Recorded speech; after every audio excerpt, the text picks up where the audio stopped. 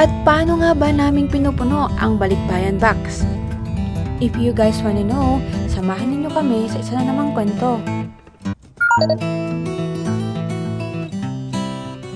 Oh yes, tama nga ang hula nyo dito sa Costco. Costco ang sagot sa mga box na pinupuno papuntang Pilipinas.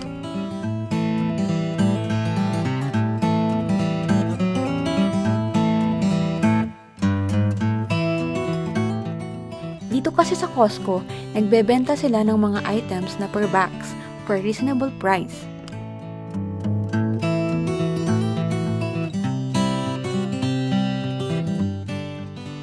At dito nga sa Costco, name it and they have it.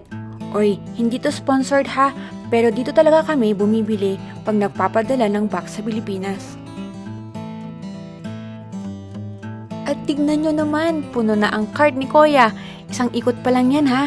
May spa, may Pringles, noodles, at shampoo. Halo-halo na.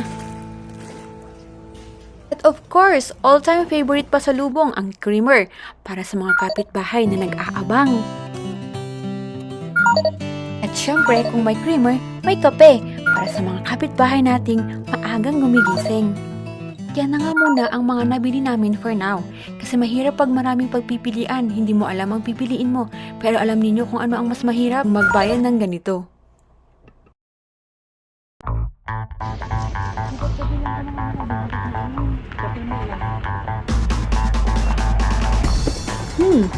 Mali yata ang aking akala. Parang hindi yata ang pagbabayad ang pinakamahirap. Parang mas mahirap ang pagbubuhat ng mga pinamili at kung paano mo sila maiuwi. Mahirap nga talaga ang proseso ng pagpupuno ng balikbayan box. Pero nakaka-excite din kasi talaga siya. Parang sa pamimili pa lang, iniisip mo na ang reaksyon ng mga taong makakatanggap.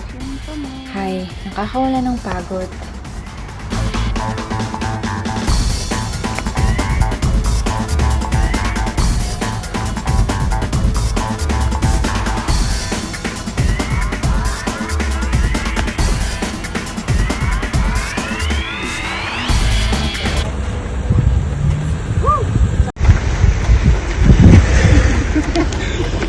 At eto na nga, ang akala namin ay okay na, makakauwi na. Hindi pala, may naging kaunting problema pa kami. Hindi na kami magkasya sa loob.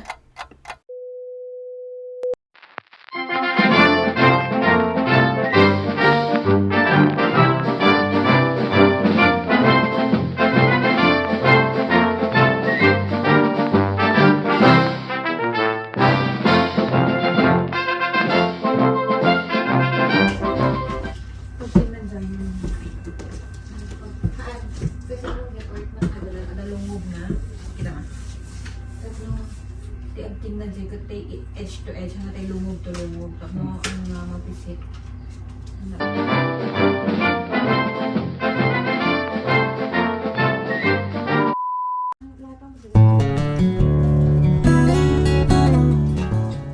Sa totoo lang, mahirap talaga ang pagpuno ng box. Dugo at pawis ika nga nila. Kailangan mo ng sapat na panahon at sapat na pera para mabili mo lahat ng mga pinabili nila sa Pilipinas. Kasi sa totoo lang, walang makakatumbas na halaga ang mga ngiti at pasasalamat nila pag naiabot mo na ito sa kanila ng personal.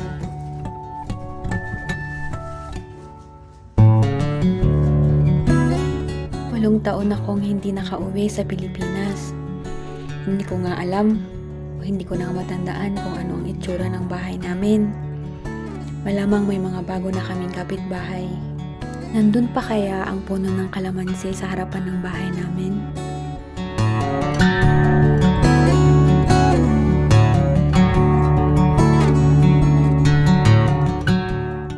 Maraming beses talagang binalak kong umuwi, pero hindi pa kasi pwede. Marami pa akong dapat tapusin para makarating ako sa pagkakataong ito.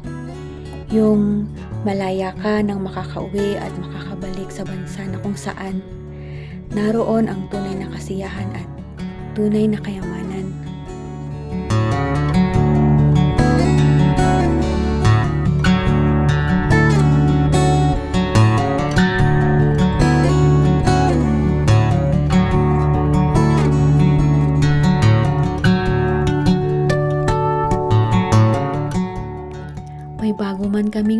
kapitbahay. Nag-iba man ang itsura ng paligid, nawala man ang kalamansi sa harapan ng bahay namin. Alam kong nandoon pa din ang mga taong minsan kong iniwan at alam kong naghihintay sila sa aking pagbabalik. Alam kong magbago man ang lahat, hindi sila kasama doon. Ay, nakakakaba pero mas nag-uumapaw ang saya at pananabik.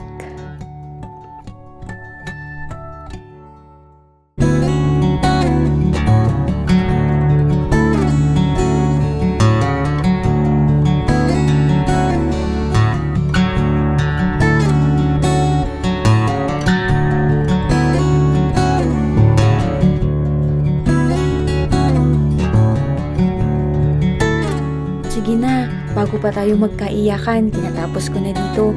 Total, tapos na din kasi ang paglalagay sa box. Hindi pa napuno kaya hanggang sa muling pamimili. At hanggang sa susunod ulit na kwento.